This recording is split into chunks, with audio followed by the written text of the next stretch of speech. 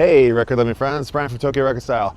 I am on the top of Tokyo right now on the PARCO department store tower, and the sun is going down behind me and it's illuminating the cityscape so beautifully. I've been hanging out here, ooh, there it goes, here to enjoy the Reggae Bloodlines photo exhibition by Peter Simon, a really amazing exhibition that I hope you saw on my last video. And from here, I'm headed to Shinjuku to go see another photo exhibition, and I want to bring you along with me. It's a annual happening by my very dear friend John Sypal of Tokyo Camera Style, and I'm very excited to see John and to share him with you. And if you didn't catch my last video of the Reggae Bloodlines exhibition and you catch this in time, you still have one day to see this amazing, amazing photo exhibition.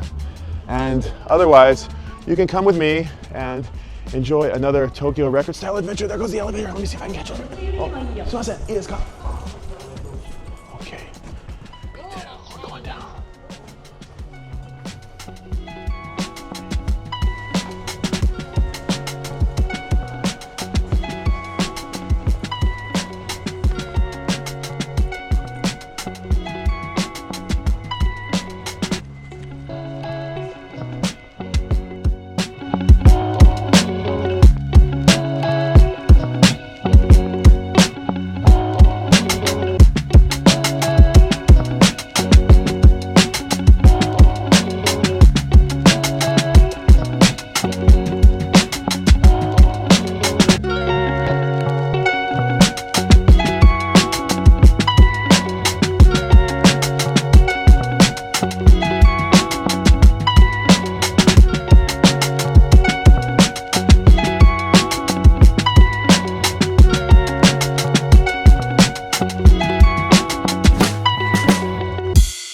Okay folks, we are here at Totem Pole Photo Gallery. I'm going to get the green light before I come in there with cameras blazing. John, I've wanted to get on film for a long time. Very good, dear old friend of mine, but he might be a little camera averse. I'm not really sure. He likes to be on the other side of the camera. Totem Pole Photo Gallery is a wicked, wicked photo gallery. And I'm gonna recommend you come here. And right now, John is having his exhibition, which is an annual occurrence, and it's always a very, very cool one. And I'm very, very excited to see it. Totem Pole Photo Gallery is one of the coolest places in all of Tokyo, hands down. And I can't believe John's here. I wasn't expecting to see him. But let's see if he gives the green light to be on camera or not. All right, see you in a bit.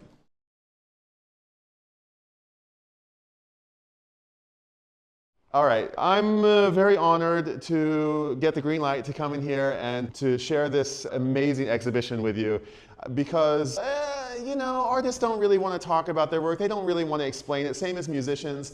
And I kind of put John on the spot by saying, hey man, can I come in here with the camera? And he said, yeah, go for it, what the hell, we go way back. But I am insanely, insanely excited to introduce to you the inspiration, the OG of Tokyo Record Style, the guy who invented the format, John Sypal, my pal Sypal from Lincoln, from Lincoln, Nebraska. We've both been in Japan 20 years. The first time I met John, he did an exhibition. Let me get some light on us. He did an exhibition called Gaijin Like Me. And it was at the Nikon Salon in 2008. And it was so funny and so sardonic and so hilarious, and I instantly fell in love with it. And John has become an icon in this city. He's become a hero to so many of us who have been shooting these streets for decades, truly. He has made a name for himself in his project Tokyo Camera Style, which I just love to talk about on this channel. But he's also an incredibly accomplished and talented visual storyteller, and I'm just me. He's just John. So this is my very dear friend John Sypal. Midwest guys, same cut from the same cloth almost. We like cheeseburgers and Coca-Colas and motorcycles. And I thank you, John. John, how are you, buddy? Good to see you. I know I really put him on the spot. The one thing that you can tell immediately is the height difference between John. John's about 6'4", 6'5". Stand up straight. And in his photographs, a couple of things that John has taught me about. Got a couple years on him, but he's taught me a great deal about photography. One of them is like, period. That's a thing. Like, so one thing when I go to look at photos is period. I go to look at the cars. Oh, okay, yeah. And I can immediately, or the shoes, the sneakers, and the hairstyles, I can immediately find out what period I'm in. And John, I can tell you, one of my favorite artists, John Baldessari, says the 3 things that you need to be an artist. First one is be in the right place at the right time. The second one, you have to be obsessed, which you cannot will. And I want to will myself to be obsessed, but I can't. But John has it. John is obsessed. This guy is a walking, talking photography obsession. And everybody who knows him knows this. He shoots film like there's no tomorrow, and he, on 100 rolls of film every couple months? Maybe a year of 130, 200 maybe. 200 every, year maybe. 200 rolls of film a year. Come on, there's more than that. That's modest. Okay, a lot of film, and he's in the darkroom developing them. And this guy is like, he's the real deal, okay? I know, but I'm sorry to just go off. This is such an opportunity. Amateur. This is a thing I want to talk about. John totally changed my ideas about amateur photography. I think amateur is a word that we sort of scoff at. We think is like lesser than pro, but amateur is the golfer. You gave me this analogy of golf. Do you remember this? Golf is this analogy, like the pro golfer, it's his job. It's his job to go to the driving range every day and play. He has to earn money by playing golf. The amateur is the doctor or the lawyer. A weird analogy, I realize, but he's the guy who can keep up with the pro because he's got a natural talent and a love of the sport.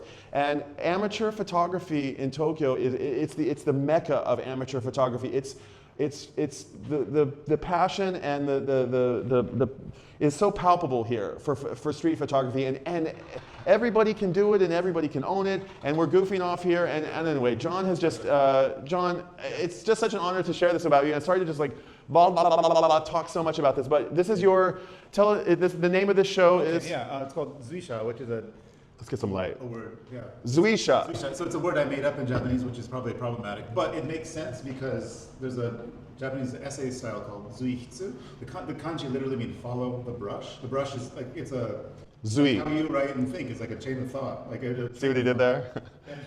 And then what I Sha is shashin, no sha, it's camera. So it's follow the camera. Follow the camera, yeah. So because I hate thinking up titles, I'm not good at it. So come on. So I have this umbrella title, and then I just keep showing like volumes or chapters. So this is Zuisha Zuisha 27. So John, every year, twice a year, once a year? 2 to 3 times. 2 to 3 times a year, John puts together a collection of his photographs from over the previous. So like all these here, yeah. what I'm shooting now will be in the next one. So it just right. It's a constant like, hey, look what I've done recently. And you know, it's like every photograph gets exposed, gets labeled, gets contact printed, gets ink marked, gets decided on what goes into the enlarger. John has these apparently legendary printing sessions where he probably shuts off the world for 48 hours or more. Well, it's about 6 hours, but I'm like an Epson or Canon. I do about 100 in a session. I just go quick. And so he's got these, you know, like you've seen those pictures of like, maybe there's a documentary with like Gary Winogrand, and his whole house is just like stacks and stacks and stacks of photos. I imagine this is what John's house to be. And John has taken so many pictures in these last 20 years. I heard you finally he threw away his negatives. Some. He had the ones that weren't printed and the ones that he culled his actual. That was weird. That's the sign of somebody who's shooting a lot of photographs. They can't keep their negatives anymore. There's too many of them. That's insane. It's true. Off my shoulders, yeah. It was hard to store. It's a long story, but yeah. So, you know, I'm not going to be able to get everything that I love about this guy out, but he is the genius behind Tokyo Camera Style, which is a celebration of Tokyo film camera culture, and he got in kind of the game right at the right time, right as like blogging and Instagram and all this stuff was kind of going. He's got like a gajillion followers. And when you are in the streets of Tokyo and you're out with your film camera and you see this 6'4" dude from Nebraska walk up to you and say, "Oh, you're a nice camera, can I take your picture?" You say, "Oh my God, I'm gonna get featured on Tokyo Camera Style." And John will take your picture and you'll get featured on this blog. And it's an amazing blog, and a lot of people think that it might be about cameras, but it's really about culture and about fashion and about passion, and it's really so much more than just cameras. But I really encourage you to go check out Tokyo Camera Style because it is the inspiration for Tokyo Record Style. I love this project so much, I asked John if I could have his blessing to copy the project and do it with music. And I have to say, I know there's been Singapore Camera Style, there's been Hong Kong Camera Style, and they've all evaporated, but Tokyo Record Style is still here, okay? Yes. 3 years going. Are there? Yeah, you. Me. You're celebrating. I mean, it's easy to see a camera on someone's neck, but to know that they're carrying records is really cool. It's fun, it's fun. That? Well, I take a cue from my master here. But hold on, okay. So John, I'm just going to keep celebrating him on Tokyo Camera Style, and this is just such a thrill to get to hang out with him. I want to show you the photographs. I'm going to talk about him a little bit. I'm going to blast through them. There's other people here in the gallery I'm probably annoying the hell out of, but John's photos are so distinctive. They're so easily recognizably his. And when people talk about like things like, I don't see you in your photos, you see John in his photos. If you know the guy, then you can easily pick out a John Sypal photo in a lineup. So I'm going to show them to you, and I'm just going to talk about them off the cuff. And if John, Gomen, Sai Guy Jeans, sorry, it's so great to hang out, dude. Dude, I just scared off with my obnoxious, yeah, he's a cool dude. Enrique.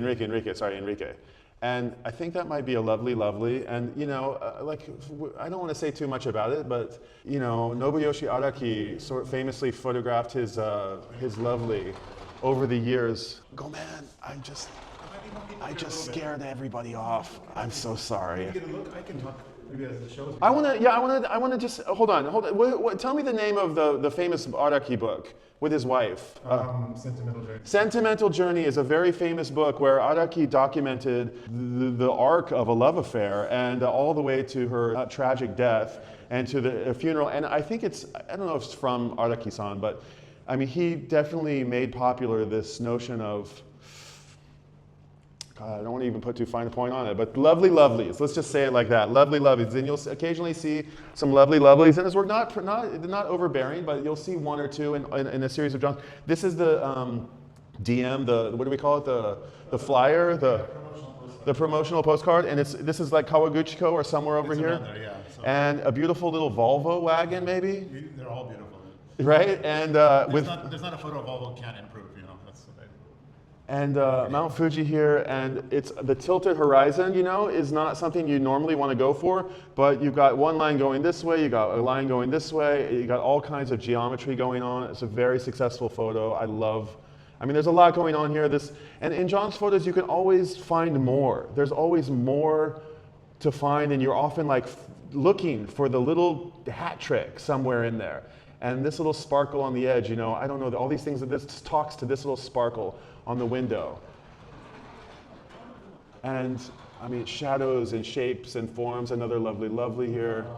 I'm gonna go quickly. Go man, you're fine. Is it okay? Are you sure it's okay? All right. So I love this one because there's like 1, 2, 3, 4, 5, 6, like 7, 8 layers on this. It's just like, it's so fun. And she's got these like cool velvet underground sunglasses on. John's cat Margot, maybe? He's got a cat here, Margot. More people are coming to the gallery. There's always a picture or two of Margot. Life is prettier in soft focus. She looks like a little furball here. And this is insane. This is super insane. John has made such a name for himself that he got invited to Wetzlar to go visit Leica. And he got to be an ambassador of Leica last year. And he went there and they celebrated his hard work.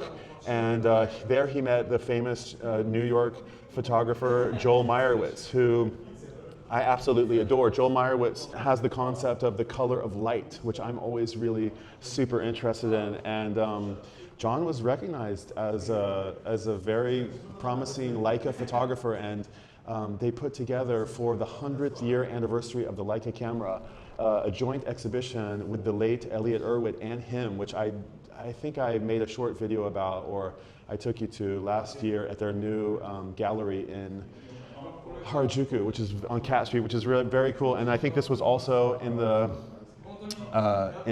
Leica factory in Wetzlar. We all sort of lived vicariously through his experience there. And here's 1, 2, 3, 4, 5, 6, maybe John Sypals with Leicas. And John is always celebrating Japanese culture and traditional culture, and this is the Bon Odori dance that you'll see at the summer festivals. There's always kind of it's such a photographic experience to go to one of these things, the hanging lights and the people doing no, I'm not live, I'm just recording. No. And yeah, I mean, always the summer matsuris are like there's always a couple in your photos. Yeah. Summertime is like, it's so vivid, right? It's so vivid in Japan. This is actually a flash photo. Tell me about it. It's harder to shoot directly with flash. Oh, it's a flash photo, right? No one uses flash anymore. They're always with iPhones. Right. It really startles people. So this one's a little bit different. And the flash goes to about here. But these people are lit because they're like blurred. Right, interesting. So bright. You had a hunch that would work. I hope so. I'm not a pre-see the I don't pre-see, I just kind of react to it. You got your nice. Okay, so by the way, just FYI, we all love the Leica. Let's just a quick talk about Leica since we're talking about Leica. The thing about Leica is, okay, there's the Leica 1, 2s, and 3s, and then there's the M's, and you get into the M's, and the M's have this famous. Can you show the bottom of it? Just like this is the shape. They've got this like pill shape. Can you see this like pill shape? And they fit so amazingly in your hands. They just fit so balanced, and they just become like, and you have the shutter release here, and it's quick to the eye, and I love watching anybody use it like this, but I especially like to watch John photograph. He's such a natural. It feels it's so second nature to see him work with the camera, and he's probably using like a pre-focus where he knows where his dials are. Do you have anything?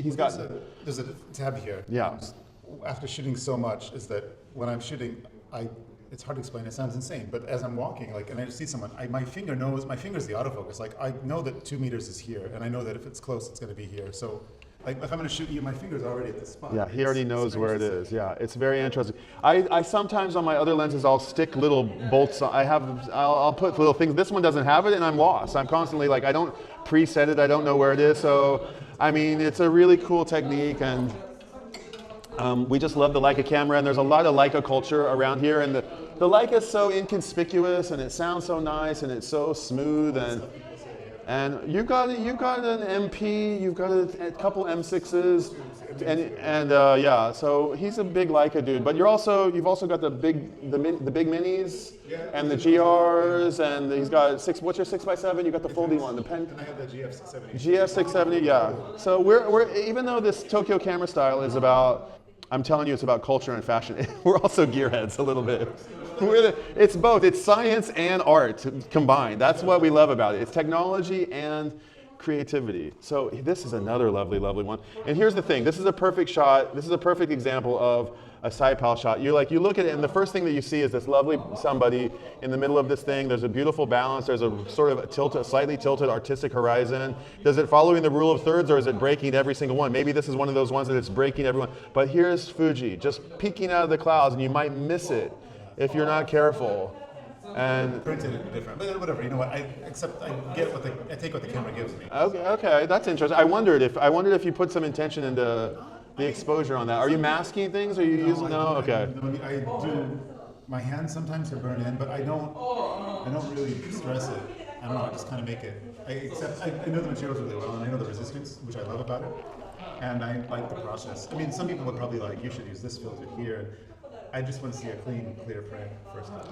Do you have an opinion of, I think like, I once experimented with this notion of like quantity over quality, or just like, I made a challenge for myself once, like shoot 100 photos in a day or 500 photos in a day or something like that.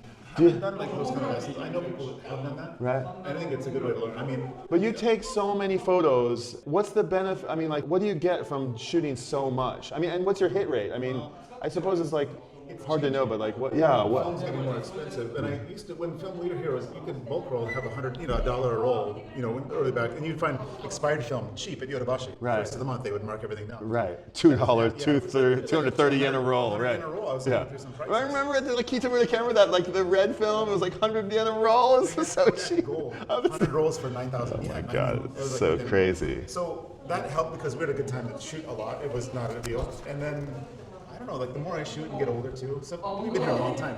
I can't tell how much is Tokyo changing or me changing or photography changing. And so I think it's all of them at once.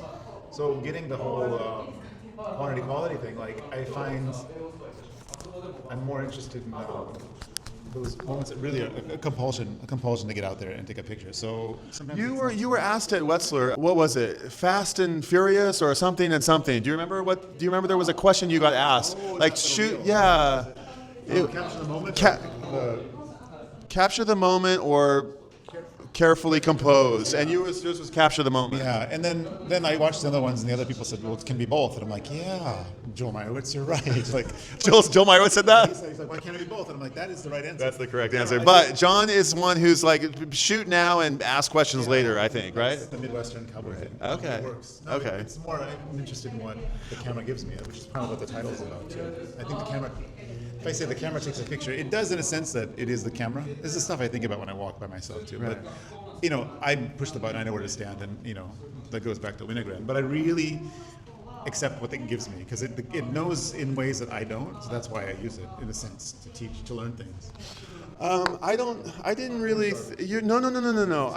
You're so modest, but I did read, I'm going to try to dig it up, and I'm going to maybe put an insert in right here. John wrote something for this exhibition that I mentioned about the Elliot Erwitt. Whatever it was that you wrote, the way of the camera, and it might have been something else. You've become so articulate in your expression with photography. I'm the hard part. The words, because I take pictures. Like the writing is the hardest part. But what I said was that Elliot Erwitt, to paraphrase myself, my memory, that he proved that just a camera and a lens, going out into the real world was enough. That you don't need the other special things or ideas. That the world will give you things that are worth it, like this one, Like, right. Hold on. Don't go to that one just quite yet. I love that. Elliot Erwitt, I know a funny story about Elliot Erwitt. He showed up at a Vogue shoot once with, you've heard this one? No. With with a Leica, and that was it. They were like paying him like 20 grand or 50 grand or whatever it is, and they're like, wait, where's your stuff? Where's your flashes and assistants and backdrops? And he was like, I have everything I need right here. Right. And he came back the next day with all this equipment that he apparently never touched and never plugged. He set it all up and had an assistant there just to appease the client, but didn't end up using any of it all. Okay, wait. So going back to pictures here, this is another interesting concept. Okay, so you're looking. It kind of just looks like almost like a bad photograph. You're like, what's going on in here? But then you see this is not what we're not seeing the phenomenon of. There's a phenomenon in nature where trees will leave a little line like this, something like that. Tree shyness. Seriously? Tree shyness. Okay, is this tree shyness? Or canopy shyness? Yeah. If you go to like a Meiji Shrine where the trees are close together, you can take it really nicely. This is maybe 10 feet in front of me, and that's quite far. That's a huge tree. Right, so exactly.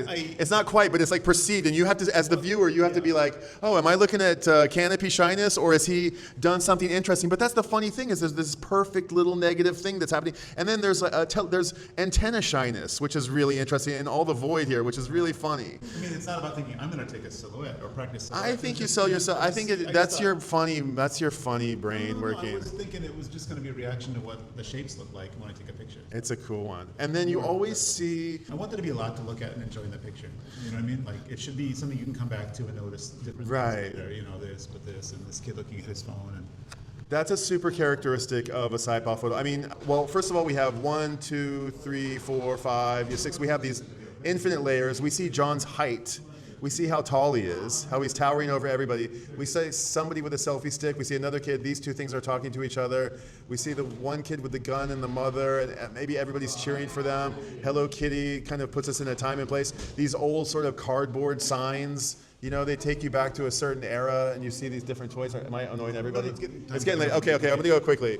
And more, I'm going to wrap it up. More, I love her. She's lovely. She's really cool. We were joking about hilarity of this one. John didn't necessarily see what I saw. I saw this line and this line, these two buildings. This one saying, let's build something like this, but just a little bit, let's make it a little, do something nice. Let's put some, and then this is what you get. And kendo and a kid way up in the tree. Lots of children in John's work.